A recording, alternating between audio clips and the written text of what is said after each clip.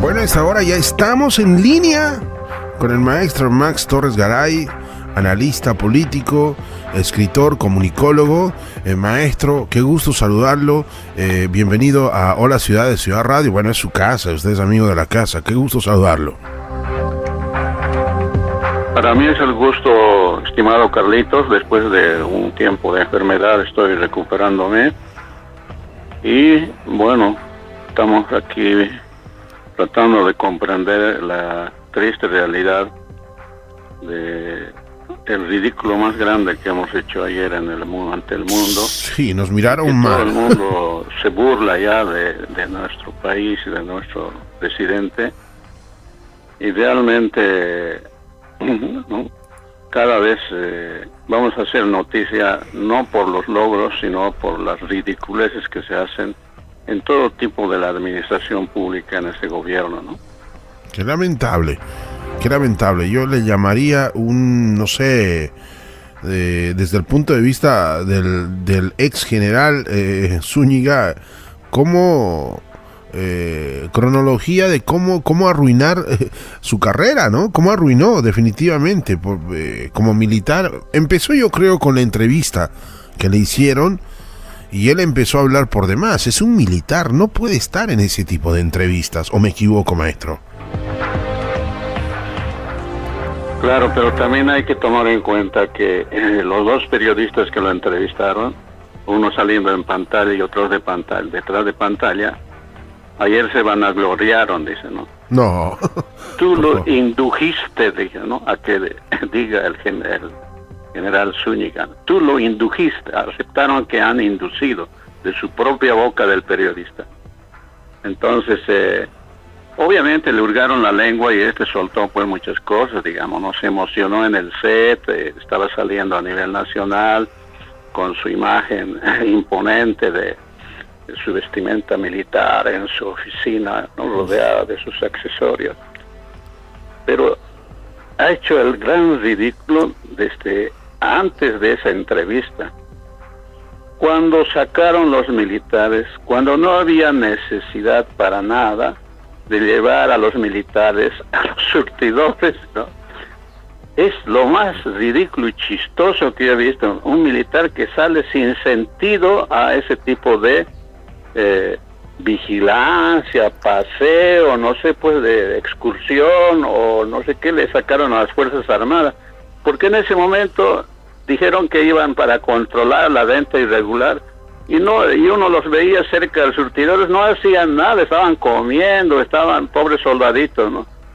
Pero aquí va una cosa muy interesante. ¿Se imaginan si tenemos generales tan tontos como el tonto Zúñiga? ¿Te imaginas cómo como país en una guerra, en una defensa del país, podemos nosotros hacer los grandes fracasos como hemos tenido nosotros? Esto se suma a esos fracasos militares que hemos tenido en Bolivia. Este tipo prácticamente se ha ahorcado solito y ahora debe estar seguro llorando porque metido en una celda policial y después va a ir a la cárcel y ha arruinado toda su vida, ¿no? Sí. Toda la comodidad, problema familiar, militar, como personaje funesto, pues, ¿no? Yo me estaba riendo de esa actitud.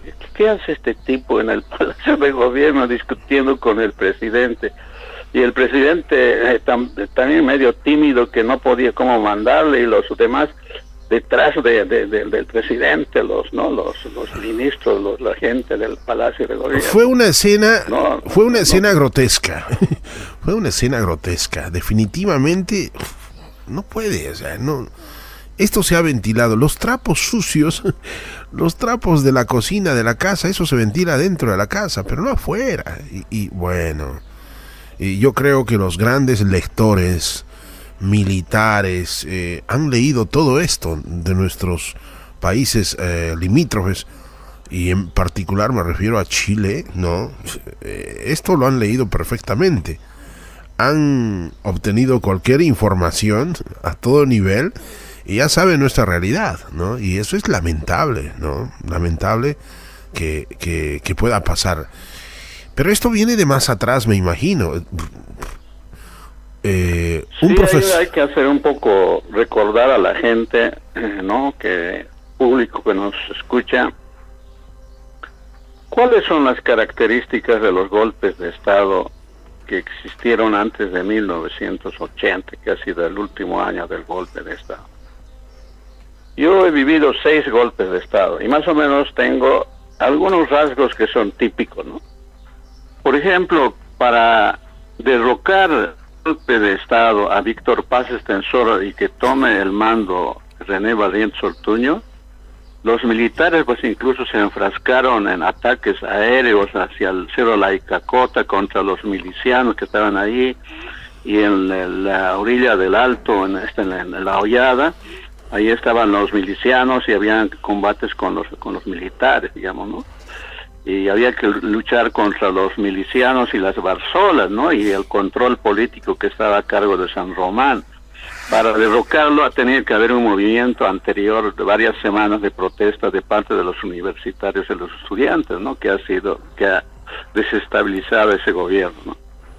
Y en ese, ¿no? Cuando tomaron fue sangriento eso. Y yo no digo que lo de ayer podía haber sido sangriento, tal vez hubiese ocurrido si es que, bueno, era un militar tonto, digamos. En 1971, cuando el general Banzer derroca al gobierno militar de Juan José Torres, eran los tiempos de la Asamblea Popular, todo eso, el militar marxista, ¿no? Entonces había persecución a los opositores, a la gente que se calificaba como de derecha, ¿no?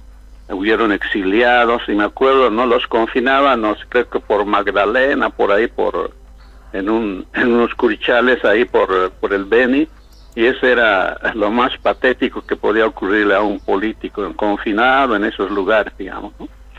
Y aplicó pues la censura, la persecución, las muertes, ¿no? Por eso también se han creado algunas agrupaciones de mujeres que reclaman, ¿no?, por los muertos o la desaparición de sus hijos en el gobierno de Banzer, ¿no? Pero ese golpe, ¿cuál era la característica? Que estaba coordinado desde La Paz con Santa Cruz, con Cochabamba, ¿no? Entonces, Banzer no estaba en Bolivia, tuvieron que traerlo a Bolivia vía Santa Cruz y llegó a La Paz, ¿no? Le hicieron todo un tendido de cama para que llegue Banzer al poder, digamos. Claro. Y era coronel todavía, ¿no? Claro. En 1978, el general Pérez Asún, después de una elección con un tremendo fraude, derroca a Banzer, ¿no? Y ahí acaba la etapa militar de Banzer, de golpista, ¿no? Y el mismo 78, el 24 de noviembre, he visto también cómo el general David Padilla Arancibia no derroca a Pereda. Entre militares se derrocan. En ambos casos siempre hubo violencia a la toma, ¿no? Al amanecer, el Palacio de Gobierno, la persecución, acalamiento de los medios estatales y los más importantes, los privados. No, y sangre, ¿no? Obviamente. Y en 1979, el 1 de noviembre, nadie va a olvidar. Yo me acuerdo en la avenida Buenos Aires, 20, 30 cadáveres tendidos en la avenida, ¿no? Había pasado los tanques del regimiento Tarapacá, ¿no? Terrible, ¿no? Entonces, eso fue una persecución tremenda. Para los primeros dirigentes políticos y sindicales empezaron a perseguir. Y ayer no ocurrió nada, ni persecución, nada, y los soldaditos no sabían cómo entrar al Palacio de Gobierno. Y el último fue el 17 de julio de 1980. Yo estaba en la puerta de Televisión Boliviana. Me llamó la atención que uniformados de una ambulancia bajen uniformados y tomen el Canal 7 y Radio Illimani. Después de eso se los llevaron a todos los trabajadores desde el cuartel militar, los uniformaron y bajo juramento transmitían ahí y vivían como encuartelados ahí los empleados de Televisión Boliviana. Y no faltaron periodistas vendidos a ese gobierno, ¿no? Entonces, García Mesa era un tipo autoritario de gobierno, el famoso, el que pedía andar bajo... Con el testamento bajo el brazo. Arce Gómez, y entonces y tenía una estrategia, ¿no?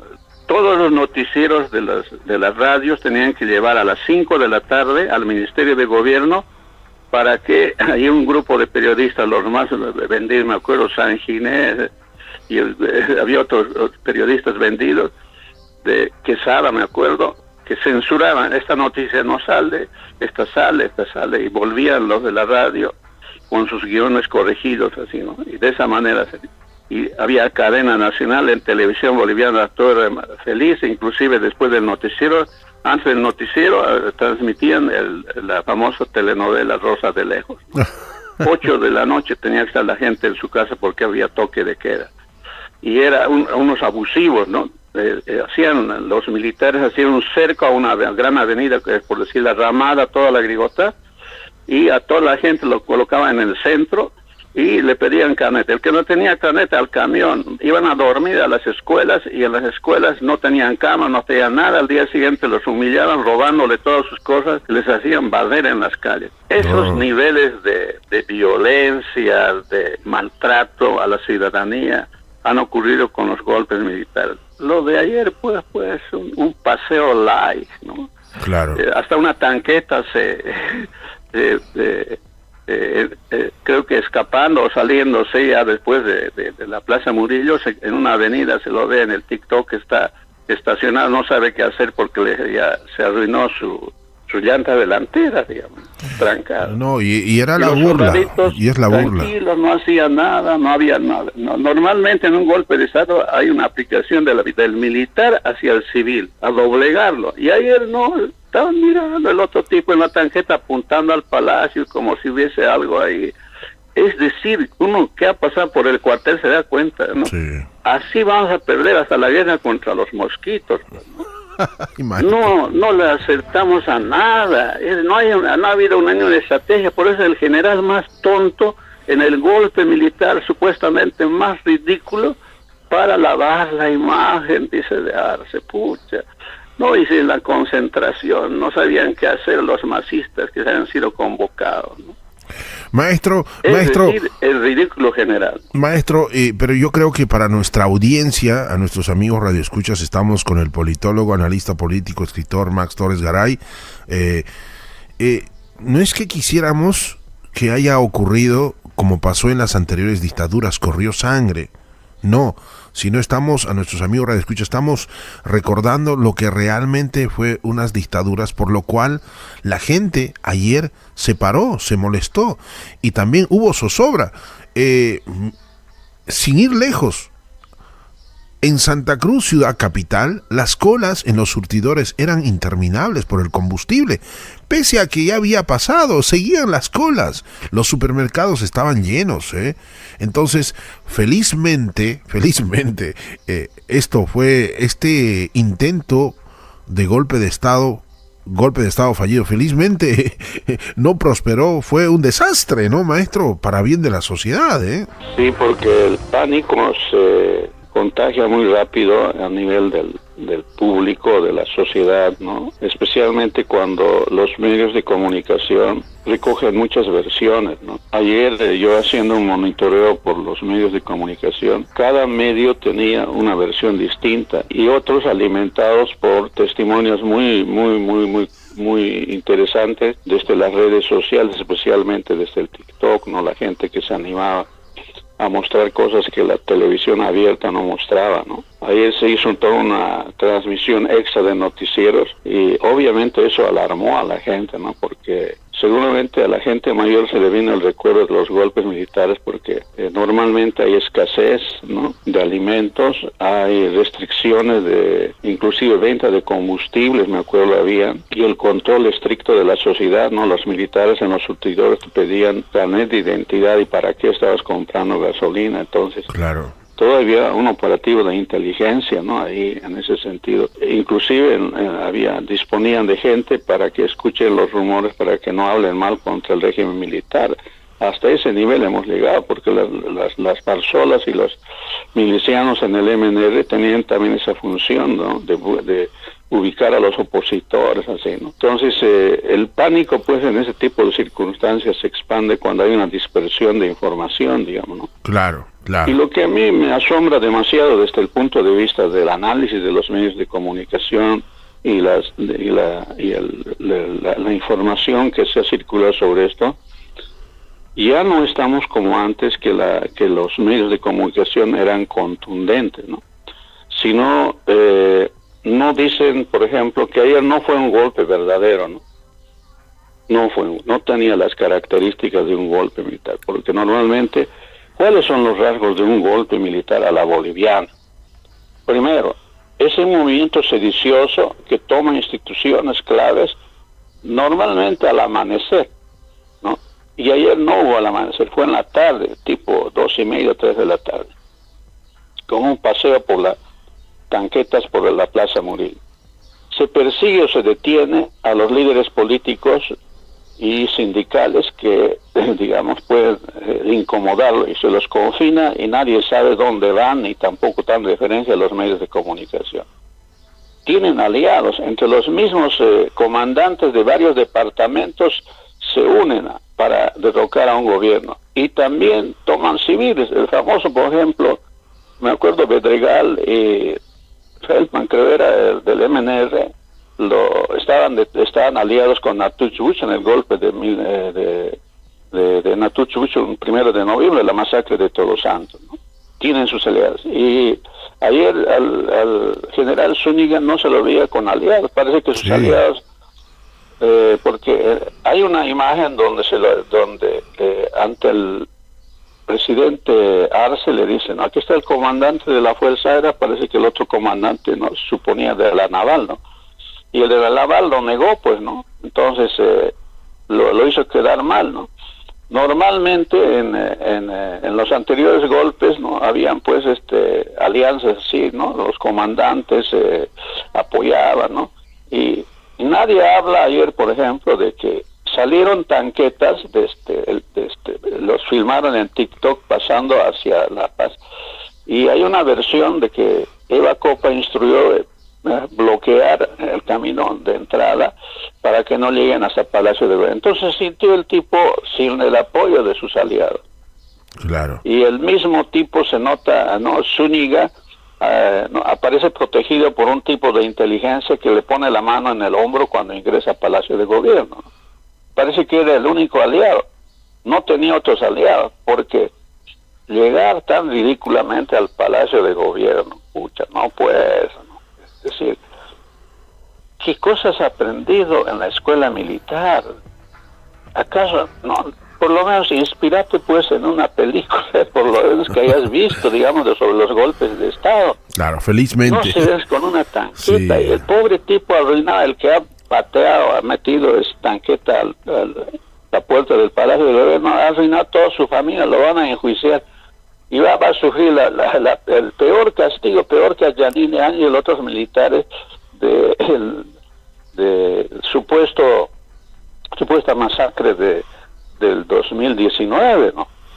Entonces se veían abandonados. Y otra cosa, acallan normalmente a todos los medios de comunicación que son los más importantes o los que tienen mayor audiencia, y establecen una cadena radial. Bueno, ayer hubo libertad de expresión de todos los medios posibles, ¿no? Los que y con las redes sociales, news, ¿no? Y con las redes sociales es imposible, ya es otros tiempos. Antes habían medios claves controlados, pero ahora con las redes sociales ya es imposible. Desde diferentes ángulos uno se enteraba y le ganó, o sea, hay que ser sinceros, a la televisión, a la radio, a la prensa tradicional. Ayer las redes sociales le ganó de lejos, ¿eh? Sí, se le ganó totalmente. Normalmente, ¿no? Por ejemplo, en el último golpe de García Mesa, ¿qué radios acallaron principal? La balearon a la radio donde está el padre Pérez, Radio Fides. Acallaron a Panamericana. Intervinieron el Canal 7, ¿no? Y daban sus propios noticieros. En esos tiempos esas radios había que acallar.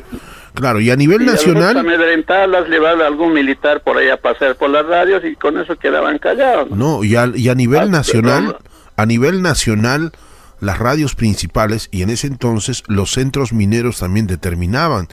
Las radios de los centros mineros tumbaban las torres de transmisión y a metralla se entraban a las radios y todo el personal afuera y listo, ya está. Era terrible, ¿no? Sí, la verdad es sacrificada pues cuando hay todo tipo de violencia, ¿no? Ayer no ocurrió eso, sino hubo libertad de expresión, fundamentalmente a través del ciudadano en las redes sociales, ¿no? Ha alimentado mucho para conocer detalles de este movimiento que a la larga, no, uno haciendo la evaluación de las noticias, de los datos que generan las redes sociales en el Facebook o en el TikTok fundamentalmente, y lo que vino a través del WhatsApp, uno se da cuenta que parece ser una obra teatral armada, ¿no? Y que tuvo unos actores, ¿no? Malos.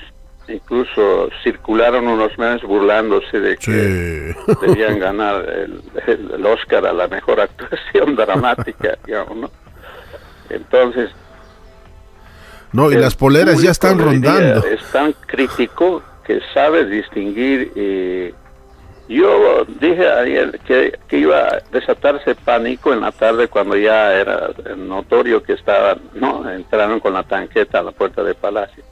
En ese momento dije, aquí se va a estallar algo, pero a la final se frenó sin ningún tipo de violencia en el pasillo del Palacio de Gobierno. No, y lo que me llamó la atención también es que las mujeres eran más bravas, por poco lo arañan al general.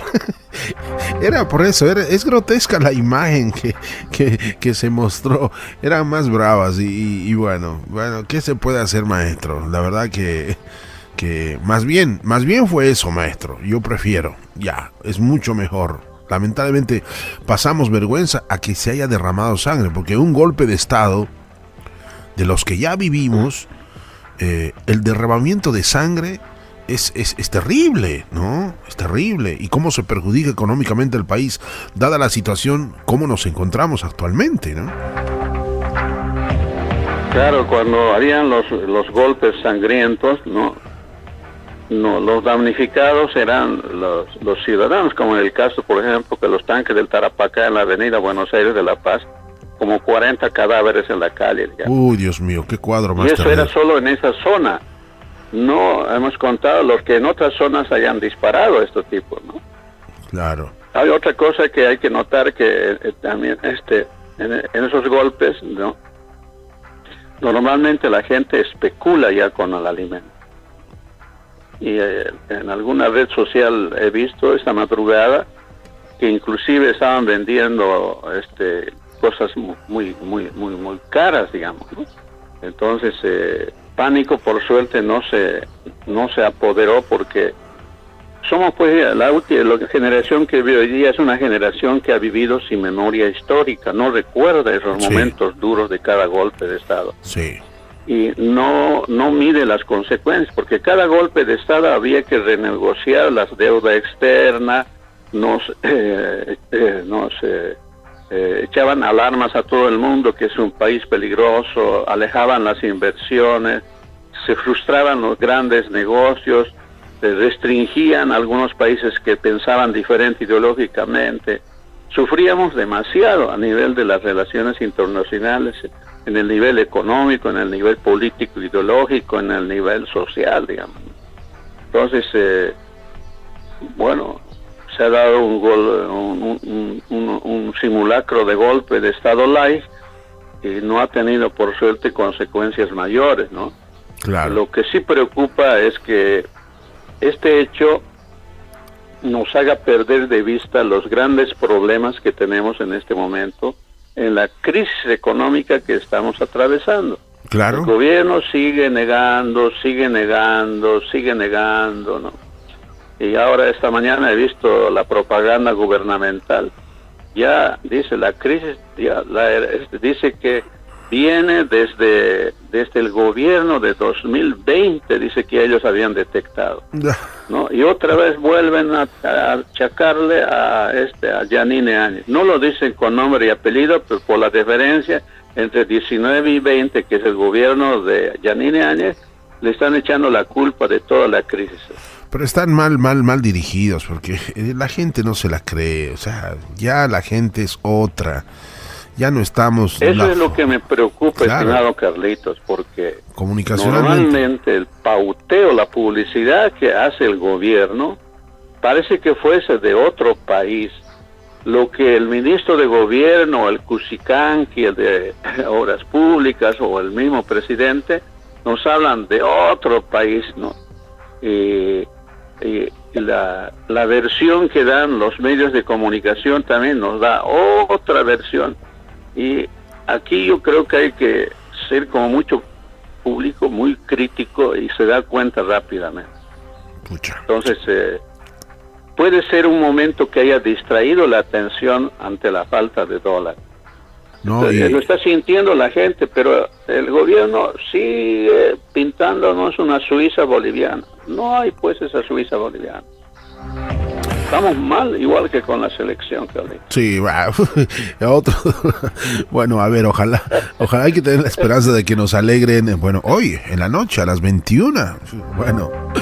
Bueno, maestro, le quiero agradecer, gracias por la agenda, gracias por habernos recordado lo que se pasó en las dictaduras sangrientas, ¿no? Y por eso yo creo que ayer la gente se levantó, porque todo el país se levantó, las organizaciones empezaron a hacer sus declaraciones oficiales, bueno, apoyando la democracia, a nivel internacional también, pero bueno, sus palabras finales, por favor.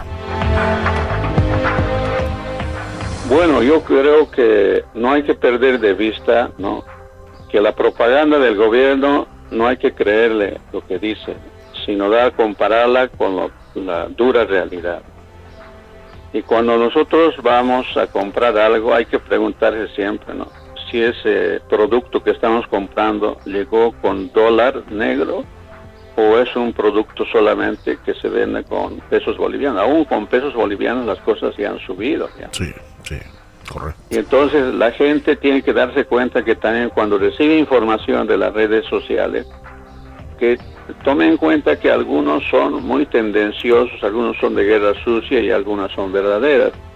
Para no dejarse engañar, verificar fuentes originales, aprender ese proceso, ¿no?, verificar con otros periódicos serios, digitales, ¿no?, buscar otras fuentes para informarse, ¿no?, porque también han circulado muchas cosas de los que se consideran como fake news, noticias falsas, ¿no?, tergiversadas, ¿no?, y eso maltrata la inteligencia de la persona, del ciudadano, ¿no? Entonces, en esta etapa nosotros tenemos que abrir muy bien los ojos y darnos cuenta de lo que nos dicen los políticos, y no le crean todos los medios de comunicación también, por favor, porque ayer Televisión Boliviana nos pintaba otra realidad y los otros medios otra realidad. Entonces estamos acá como un ejercicio, doble ejercicio que tiene que ser el ciudadano. ¿A quién le cree? ¿No? ¿A los medios o a lo que dicen sus vecinos, sus familiares, ¿no? Entonces el sentido crítico aquí se impone de la gente para recibir este tipo de mensajes. Gracias por invitarme, estimado Carlos. Maestro, siempre es su casa, le quiero agradecer mucho y por favor cuídese y que se mejore del todo, por favor. Siempre vamos a estar con usted. Le mando un abrazo.